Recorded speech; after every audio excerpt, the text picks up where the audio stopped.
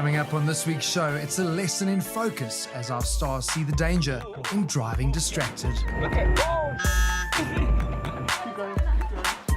Almost there. They get their hands dirty raising money for charity. Before our final pairing of the season, musician Johnny Clegg and canoeist Jenna Ward discover their limits on track.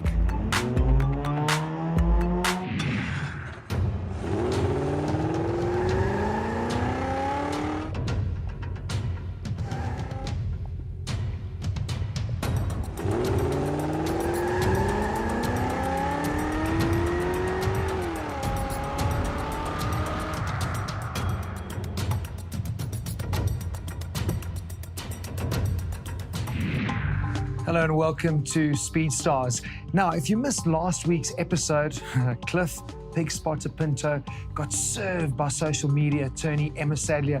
What an unbelievable time she posted, putting herself into 5th position and our fastest lady to date. But what is interesting, we're heading into our final celebrity pairing of the season. So this leaderboard is starting to look very exciting because our top 8 go into a race here at Swartkops head-to-head. That's going to be super exciting. And at the moment, Zoe Brown is hanging on desperately to that 8th position. But don't forget, right in episode number 1, our 2 public contestants that we found in our nationwide search, we have still to reveal their lap times and what impact will their times have on our final leaderboard listing. It's time now to head into our final celebrity guest pairings. Let's meet them. Whether in a surf ski, competing in a river race or marathon, Jenna Ward is happiest with a paddle in her hands. But will the under-23 World Ski Champ and K2 World Marathon Champ silver medalist excel behind the wheel? I think it was actually a lot better not having the instructor in the car telling you what to do, because you could just focus on what you're doing and do it, make your own decisions. With 3 albums and 6 top 10 singles to his name, singer-songwriter Johnny Clegg's music is hitting all the right notes, both locally and abroad. But will he be a chart topper on Speed Stars?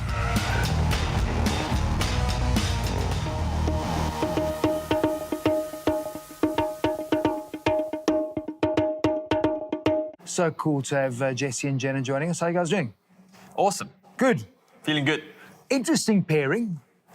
You've obviously taken to paddling like a duck to water. Yeah. Was that always something that you were fired up about? I mean, what was your background? Yeah, I started paddling at the age of 10. You know, it's a family sport and my dad did it. It's a Durban thing. It's a Durban thing, definitely. A very small community of paddlers. I've just always loved doing it and continue to enjoy it and compete at local and international events. You don't have to be so modest. You can say that you're actually red hot at it. And I mean, you like local and a couple of international events. We just had world champs in South Africa a few months back. Awesome. Yeah, I mean, to race in front of our home crowd in our own country is amazing, and I don't think anything that anyone's ever going to be able to experience again. It's absolutely great to be able to race at an international level. To represent your country. Represent so our cool. country, yeah. It's interesting, Jesse, you listen to Jenna talking about, you know, it's a family thing with my dad, and I mean, suddenly there's the tie between Jenna and Jesse. I mean, you were on the road with your dad from day dot. Was there ever anything else that you were going to do with your life? I ended up studying law at Wits, and my dad was like, if you want to do music, you have to get some degrees first. Yeah. Good advice. Yeah, and it was inspiring for me. You know, I enjoyed academia. Oh, sorry, what? I enjoyed it, man. Cut. You enjoy studying. I did law and English literature and philosophy and anthropology and politics. Oh my goodness. It's stimulating as a writer. It kind of gives you a broader perspective on who you are and where you are. But I see where this is going, because when it comes to songwriting, yeah. I mean, surely that is that sort of inspiration that you're drawing it's from. kind of just taking yourself out of your life and examining a sort of bigger perspective and how you fit into your world, you know, so it was very useful. It seems to me like it was very important that Jesse did it Jesse's way, because it's so easy for everyone to say, oh, that's, you know, Johnny's son. We didn't even appear in photos together for the first couple of years. And the first time I'm playing with him is actually this year for his final tour. So I cried a lot, eh? I went to go watch it. I mean, we were all crying, man. No, man, what an emotional journey, but awesome to be on stage. Yeah, it's such a good song that you've written as well. well. Yeah, it's gonna be amazing. It's coming out soon. Talking about getting all emotional, you represent South Africa. Can you remember the first time that you were representing South Africa in an event? Yes, I was 16 when I went to my first international event, yeah. Wow. And that's awesome. I've gained a lot of experience over the years, and when you do so well and you can stand up on that podium in your tracksuit for the country and you just want to do everything you can to get back onto that podium. It's difficult to be fully professional. I mean, the people you're competing against, that is what they do. And yeah, in South Africa, for so many of our athletes, they've got a job and this is something they do on the side. Is it getting better? Most of our athletes that are paddlers are doing full-time jobs. I'm a full-time teacher, so that's quite exhausting to have to teach all day, 26 kids, and then have to train in the morning and after school. So it's not ideal when you're competing against people that are doing it full-time. We're lucky to have a few sponsors like Eurosteel, who's our main sponsor, that do give you the financial support you need, and you can actually get through with that. So it's amazing. You just wonder, you look at how well you do and you think if that was 100% dedication, committed to doing that, how much better those results would be as well. So seriously well done. I suppose there's negatives and positives to both of your careers. I mean, you were chatting to me earlier about being on the road. Do you still enjoy being on the road, or is it like, oh my word, do we have to go on another road trip? I think the novelty of traveling has definitely worn off on me now. I mean, I think I've already done over 100 shows this year in different parts of the world. Wow. I've been to 3 continents, and I don't think I've been in the same city for more than 2 weeks at a time for the last 8 months, which is, it's tiring, man. But you know, when you get on stage and you performing to people and you can see that they know your music and they're singing with you and it's touched them in a personal way, and you can share that moment, it's magical, man. So makes it all worth it. Oh yeah, that connection is kind of the power of music. So it makes it worth it. I see Jenna nodding as well, that bug that bites. I mean, I think that's what keeps you going back, getting up early in the morning, doing your training. It's fair to say, I mean, for both of you, focus is critical. You know, 100% dedicated to what you do. The same, sadly, can't be said about people when they drive. You guys at home get into a car and it becomes second nature. And with the advent of the cell phone, being distracted while driving has become even more of an issue. So let's have a look at why you should not be distracted while driving.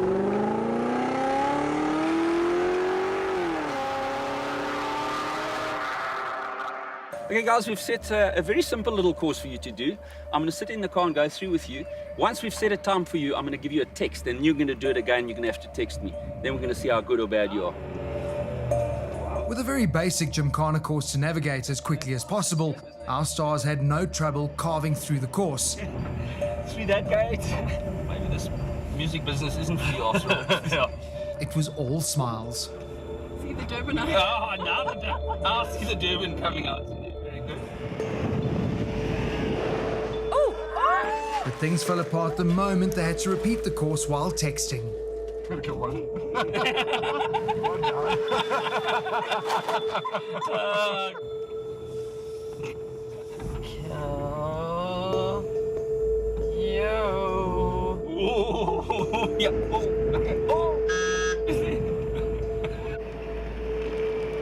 Oh, one pedestrian down. She does not text and drive. Oh, my phone just, and it will kill. It'll kill you, or me, or in this case, us. Not only were they way slower, but their driving was erratic and dangerous. Both driving and texting failed. Okay, guys, I think it's pretty obvious. We all saw that. Cliff, you were super quick, but you killed half of the cones. I did. And all of you, I'm not going to give you your times, it's embarrassing, but everybody was on average about 10 to 15 seconds slower, and we knocked over cones. It's a no-brainer, and I know everybody out there does it. Texting and driving is dangerous. It kills. Absolutely. Cool. So if your eyes are on your phone and not on what's happening around you, your reaction to something like a car stopping is seriously affected. The basic rule of thumb for following distance is the 3-second rule. You pick a point on the road like a road sign or a street pole, and when the rear of the car in front of you passes that point, you count a 3-second gap. If the front of your car passes that point before the 3 seconds, you need to increase your following distance. That distance should be doubled in poor conditions. Now, this is not a guide to safe stopping distances, but rather to your reaction time. In each of these demonstrations, the second Passat is merely reacting to when the lead Passat brakes. So don't tailgate, there is no ways you can stop in time. Driving is a serious responsibility. It requires undivided attention.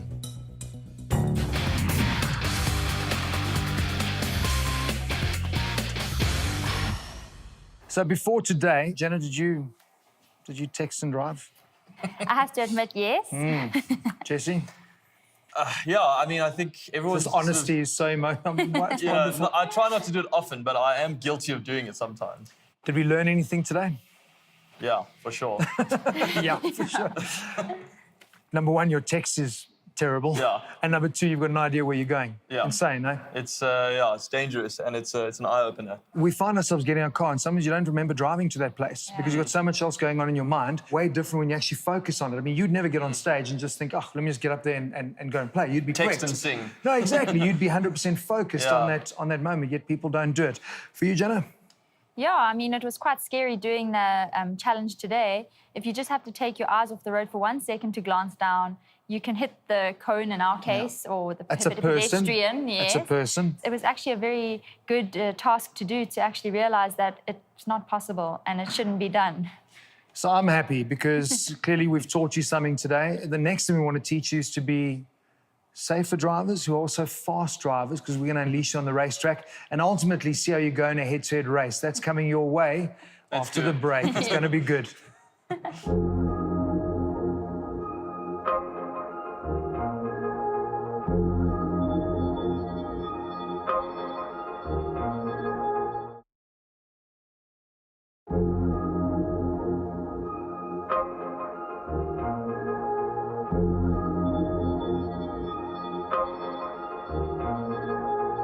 Hello and welcome back to this week's show. Now, every week in our viewer competition, we've been giving away either advanced driving courses from VW Driving Academy or tyre vouchers from Goodyear. If you haven't won yet, let me tell you, this is your final chance, and it's a competition that you have to enter because it's a biggie.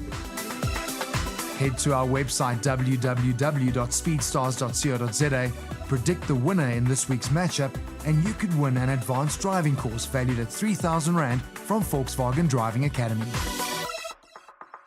Over the course of the season, we've been challenging our celebrities in a variety of ways, often pushing them to the limit and usually making them cry with laughter too, but all, of course, in aid of a good cause. This week, we get to do it for the last time.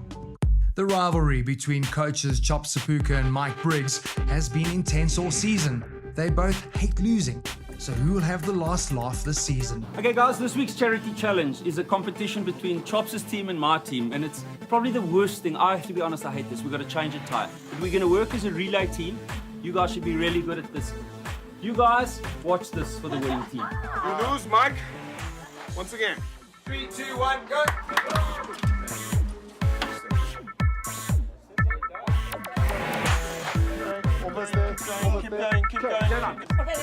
So here are the basics. Step 1, get the jack into position. You need to see your driver's manual for details on that. While the wheel is still on the ground, you need to loosen the wheel nuts, and this is going to require some effort. Once loose, jack the car up until the wheel is clear from the ground. But remember, you are fitting a fully inflated spare tire, so be sure to leave enough space. Remove all the wheel nuts and keep them safe, not lying in sand or dirt. Remove the wheel and seat the spare wheel.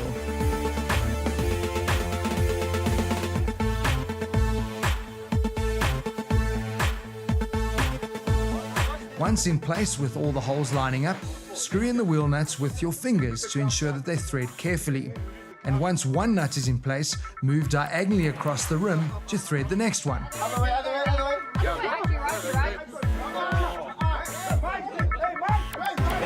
Working across the rim ensures that the wheel seats correctly. Once all the nuts are in place and lightly tightened, you can lower the jack completely and remove it.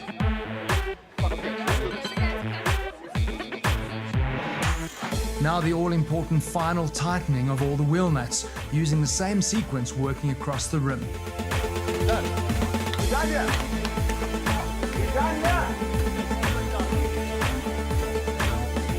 We can't support thuggery and theft. Our government does it all the time, so our winners are returners. And well done to the Wilderness Foundation. It is an extremely dire situation right now. We're working alongside all the government agencies, South Africa being sort of the custodians of 90% of the world's rhino. We feel that we have a sort of a global responsibility to make sure the species survives.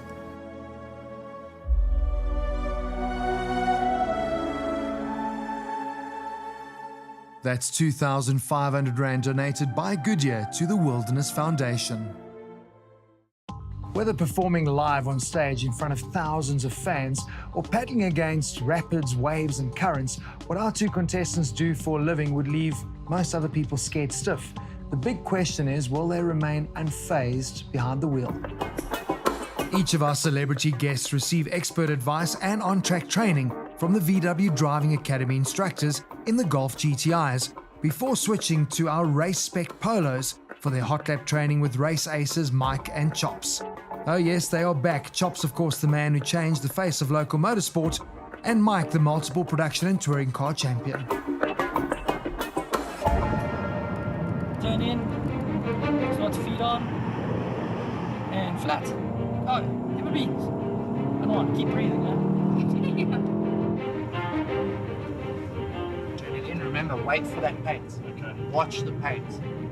So always look where you're going. So as you brake, you wait for the end of the paint. As soon as you get to the end of the paint, you now start looking at the angles. Right. Always look where you want to go. You've got to scan ahead. So every time you want to turn in, wait for me to say turn in. So just keep it straight. Go straight still, then brake, and turn. Off the brake. Better. Patience now. Wait. Front now, feet on. There we go. Turn it in and accelerate. Ready? Yeah. Jesus. Just trust these tires. Brake, turn here, brake more, squeeze it harder, off turn and accelerate as hard as you can. And now round it out.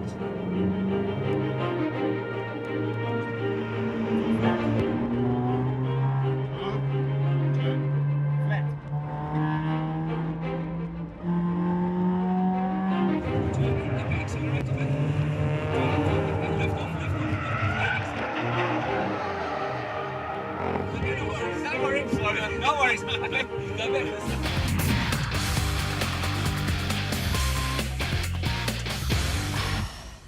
How was that? Being strapped into a race car, instructors putting you on track? Amazing. Overwhelming. I loved it. Yeah? It was totally awesome. Heard you had a little spin. Yeah, I had a little incident on the track, but you know. On the track is where you want to do it. That's Yeah. why we've put you in a safe environment. You can't hurt yourself or anyone else. Jenna, you said to me you forgot to breathe. And I'm assuming, as a professional athlete, that's the one thing you know. Yeah. Calm, prepared. I never thought you'd be so flustered. I must admit, it's probably the scariest thing I've done in my life. I've never had to experience speed and turning and braking all at the same time, so it was definitely an eye-opening experience. The advice they're giving you, do you think that's only applicable when you're on a racetrack? It's all the same things. When you're coming to a corner, you need to brake, and, you know, going around the corners, you can't just start turning early. You've got to wait till you're actually around the corner. So I think it does apply to everyday driving, and it's good to learn those techniques and tips that they have taught us today. Earlier in the show, we were talking about being focused when you drive. Have you ever been that focused and concentrating that much at getting a car around a track? It is totally kind of intuitive as well. Like, it's different to driving in the road in some respects, because you kind of speeding up into a corner and then slowing. So, and there's a guy shouting instructions at you. So, yeah, you have to be focused and you have to have sort of nerves of steel. But it's fascinating. I mean, the skill of it is really exciting. I love the words, it's fascinating, because what's going to happen now is there's going to be no instructor. Yeah. You're going to have nerves of steel. Both of you are used to the pressure that goes with performing. It's time to get you on the racetrack in your head-to-head hot lap race. Are you ready? Let's do it. Ready. I don't know why I'm nervous. They're the ones that are doing the driving. Let's have a look at how they go in their head-to-head race. The challenge: 2 stars, 2 cars, 1 track in a head-to-head race around Swartkorps. Each with their own start and finish line. Whoever completes the 2 laps fastest wins. It's time to get those butterflies flying in formation as Jesse and Jenna come under starters' orders for the 2-lap assault of the Swartkorps racetrack. And they're off. Now, there is no instructors to guide them this time out, but that's something Jenna actually preferred. The star sportswoman is in the zone and looking comfortable. Now, this was where Jesse spun out in his training session, but he's nailed it this time. Oh, but he's totally missed his braking marker going into turn 8, and he is off. But he keeps his cool and he's back on track. Oh, I love that. Rock on, Jesse. It's definitely worth another look. Turnate has given us plenty of thrills this season, but that off is going to spoil his flying lap. Jenna, on the other hand, hasn't put a paddle wrong, but she did look rather cautious through turn 8, while Jesse is pushing hard to make up for his earlier mistake.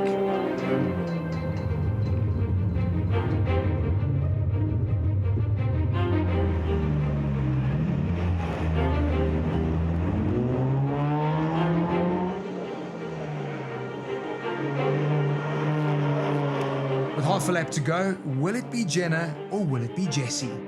And will either of them post a fast enough time to see them in the top 8? Let's find out.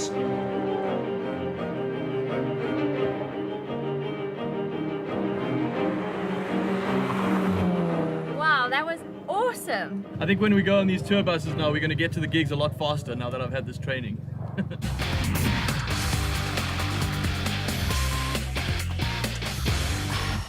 Someone listened after training, eh?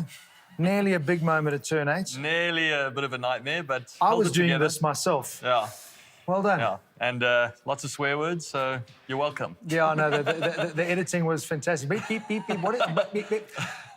You looked very smooth.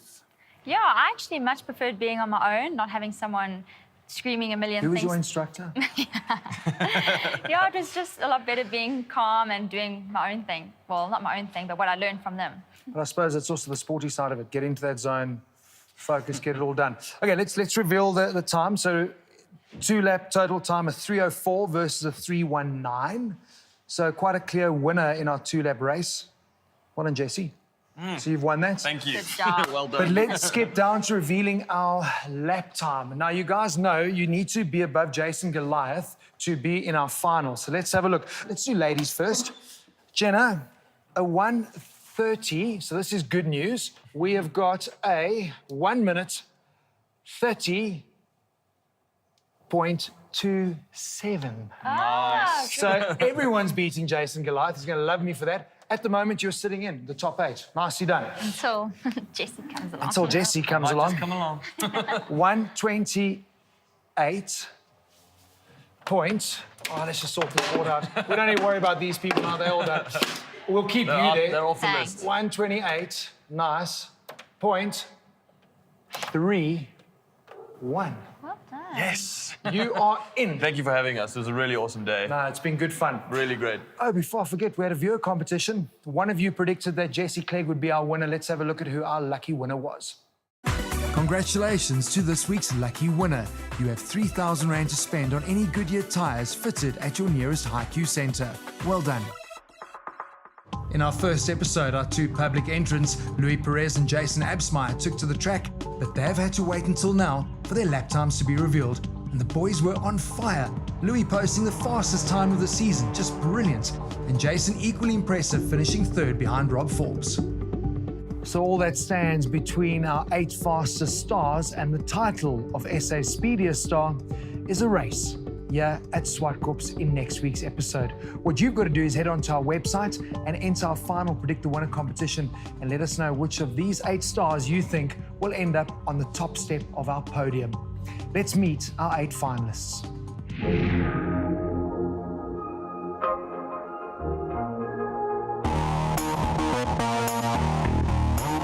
Well, what a lineup. We have 2 public hopefuls, a season 1 wild card, and a mix of rugby, music, comedy, and law. But only one of them will be SA's speediest star. It's time to go racing.